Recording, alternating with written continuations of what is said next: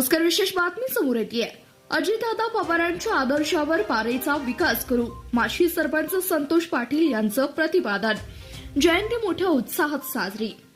राज्याचे माजी उपमुख्यमंत्री आणि विकास पुरुष म्हणून ओळख असणारे अजितदादा पवार यांची जयंती पारे ग्रामपंचायतीच्या वतीने उत्साहात साजरी करण्यात आली. ग्रामपंचायत कार्यालयासमोर दादांच्या प्रतिमेचे पूजन करून पुष्पहार अर्पण करण्यात आला. यावेळी माजी सरपंच संतोष पाटील, सीबीएस न्यूज मराठीचे मुख्य संपादक चांदभाई अश्विन, माजी उपसरपंच नामदेव साळुंके, बाळू साळुंके, बाळासाहेब गायकवाड, चंद्रकांत गायकवाड, जगन्नाथ गायकवाड, अनिल सावंत, बाळू साबळे, पोपट भनगे, भारत माने, दिनेश गेसगे यांच्यासह शेकडो गावकरी उपस्थित होते. दादा म्हणजे विकास अशा घोषणांनी परिसर दणाणून गेला.